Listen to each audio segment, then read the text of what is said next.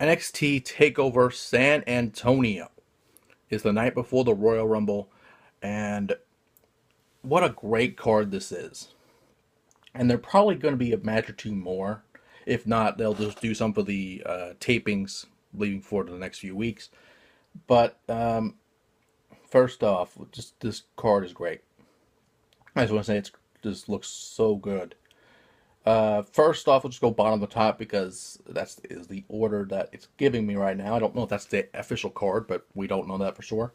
First off, I mean like the official lineup. I mean, first off, Roderick Strong versus Andre Cien Almas, and for those who have been shocked for a while, yes, Roderick Strong, the former Ring of Honor World Champion, former Ring of Honor World Television Champion, is in NXT.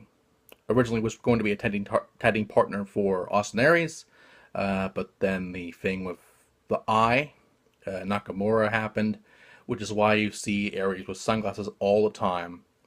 Regardless, it's for commentary for the CW, not the CWC, for 205 Live, for Raw, for Cruiserweight Action on Raw, and anything else in between. You know, until that eye, it's like an orbital bone messed up there, or something of that sort.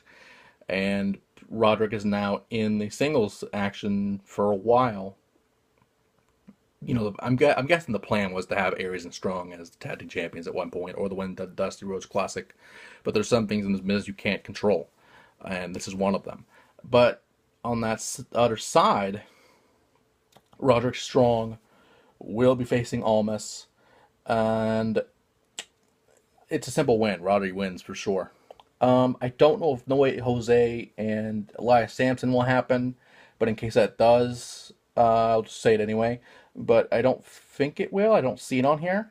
But just in case it does, then I feel like Jose will win. That won't be. It's an official prediction because it's not on this list. It might be down the line, but it's not as of now. It's not. Next up, Eric Young versus Ty Dillinger.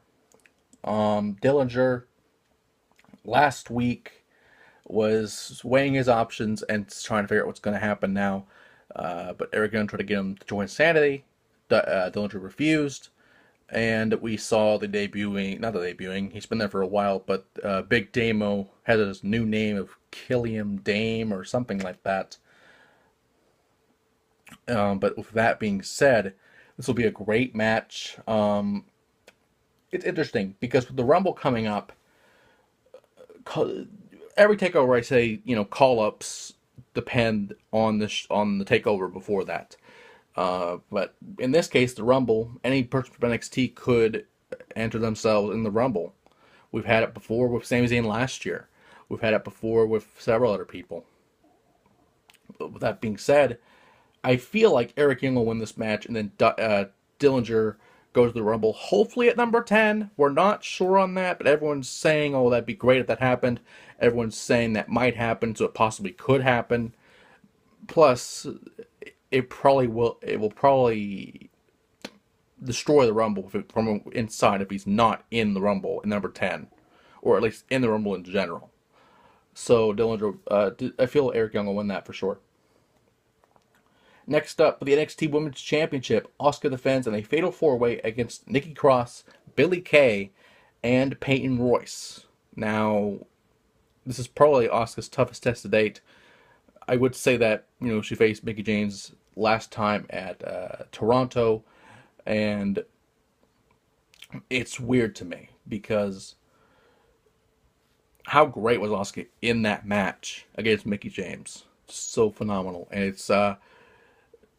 it's kind of a letdown, to be honest, to have this match happen after that one. But with that being said, there's a lot of ways this could go. I mean, Billie Kay could obviously pin Peyton Royce, or vice versa, and they can just lay down and it'd be the shortest match of all time because Asuka and Cross will be fighting already or something. And that could be a possibility. But again, it depends on what the plans for Asuka are. Because basically the women's division is everyone else and Asuka. That is basically the division. And I'm not trying to put down anyone in that division at all. But Asuka is the obvious star at this point. And you have to keep building those women up to get to that point of an Asuka. So until that happens, I feel Asuka will retain, but I would not be surprised if Nikki Cross won or any of the other two. Next up, DIY, Ciampa and Gargano defend the tag titles against the Offers of Pain with Paul Ellering at ringside. Ever since the Offers of Pain won the Dusty Rhodes Classic, it's a formality that they will probably win the NXT tag titles. It might be too soon for that, but again, if you're wanting to put Gargano and Ciampa in the Cruiserweight division, I don't know, again, what their plans are, but I feel like with the Cruiserweights, you need to have bigger names to make this division worthwhile. And as much as I wouldn't want them to be Cruiserweights per se, that's probably the route that's going to happen. I don't think they'll be called up as a tag team, especially with Gargano and Ciampa on their own as single competitors are so great, but as a team they're even better. But I feel like the Offers of Pain could win it, but I don't think so. I want them to, but I don't think so. The Offers of Pain, for those that don't know, think of the Legion of Doom, but with big giant fucking Samoans, and you're in the ballpark. These guys, and to say that, and they're with Paul Ellering, a guy who's literally their whole career was with most of it was with the Legion of Doom. To see these guys at the next reincarnation of that is incredible, but I don't know that's going to happen. Again, I want the Offers of Pain to win, but I don't really think that'll happen. And finally, Shinsuke Nakamura versus Bobby Roode for the NXT Championship. Again, it depends on what they want to do here. If they want to put Nakamura in the Rumble, he might lose the belt. If they want to put Roode in the Rumble, he probably won the match. But, Nakamura recently just won the belt, so this is kind of easier than normal. I feel like Nakamura will retain just based on that, but I would not be surprised again if Roode wins the match. And with that being said, NXT Takeover San Antonio is the night before the Royal Rumble this Saturday, and a lot of what happens on this show could impact who will be in the Rumble and who won't.